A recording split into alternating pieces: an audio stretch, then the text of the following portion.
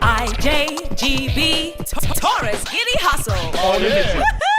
I finally did it, took the plunge, and I recently moved to Lagos. Nigeria, call me.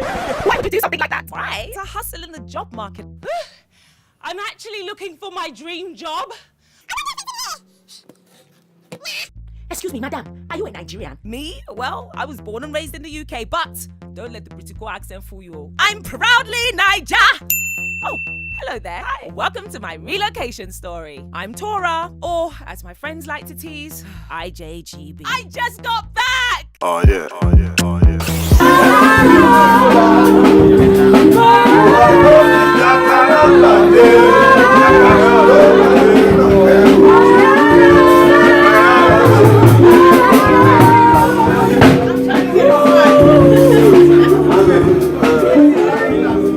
Okay, Laolu, we've got to get to the Beyoncé stuff. we have to get to that because I think that's what's really cool about you. You've worked with so many artists right now. I'm sorry to say, but the Americans are riding your D right now. They're riding it. Okay, everyone's on this thing, but you're still really humble. You know, I was speaking to Sound Sultan earlier, and he was just saying how humble you are. This was just like an exchange of pleasantry. Like, I'm so proud of him, like what he's done with the art. And then it's so different. I like when people think outside the box. That's the title of my last album, Outside the Box. And so I really appreciate that. And I was trying to tell him it was just all about me. So I did it. He drew this one, and then later on he said I should bring. So I went to buy a special trainer like that, and I gave it to him. And this guy just went all out.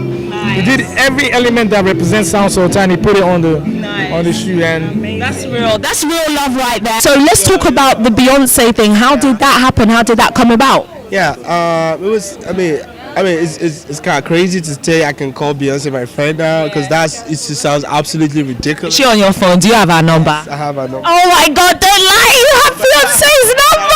I will give you her. I won't take it. I wouldn't even take it. Just to see the number in your phone is good enough. Well, the truth is,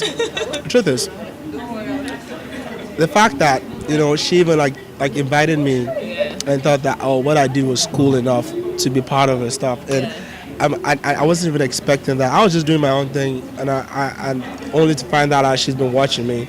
Okay, wait. Let's just put this into perspective.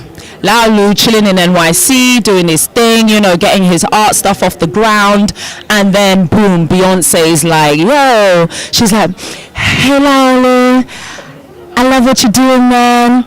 Would you come and get involved I got this visual album, man. You're a visual artist. Is that kind of how it went down? Yeah, that's technically what happened. Yeah. And I was just waiting for the catch, like, okay, all these scam guys or somebody just trying to play pranks at me right now, like, yeah, I was like, okay, we'll see Beyoncé, like, really, but okay. And then I asked for a meeting, and then I saw the head, like, the letter, everything, like, the emails said Parkwood. And I got a DM from, and I'm like, okay, everything was happening all at once. Yeah. So I began, because they were trying to reach me. Yeah. And I was like, okay, I want a meeting. They were like, oh, boy, we fixed the meeting. You have to sign this non-disclosure and everything. We're going to sign everything up. So when they gave me a non-disclosure, I was like, holy fuck. I was like, whoa. This is real. Yeah. And I'm going to think to myself, like, I was still a little bit like, okay, I was like, okay, we're going to book your flight to New Orleans. Yeah.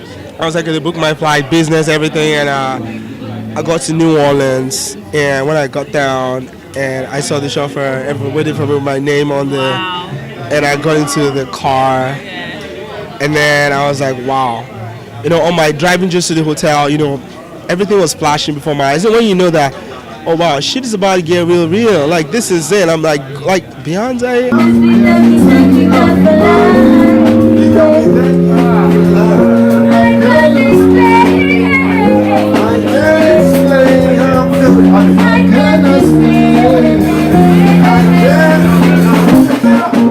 I read that anywhere is your canvas. Yeah, everywhere is my canvas. Yeah. So what I've done is, like, I started out here in Nigeria. I used to live in the FCT, and I had a gallery. And I started out painting on everything. Like, I used ink and acrylic on canvas.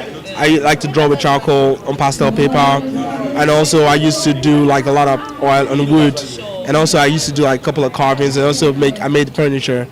Yeah, so I mean, I do a lot. Just So what is this particular paint, and what does it represent? Okay, so this one happened when there was this model I worked with, and before I worked with her, she took a picture in front of one of my paintings at an art exhibition, and she wore something that was so similar to my art, and I just saw the art like flow all through her body into the art and back. I was like, holy crap, that's dope. Like, what if I just send her a DM? I slid in her DMs like, yo, I like this idea. Yeah, it's staying here. And she was like, yo. I was like, she was like, cool, let's do it. And we did it Afropunk, and boom, all the pictures went viral. Oh, it was Afropunk that you did it for? We tested Afropunk for the first time. Wow.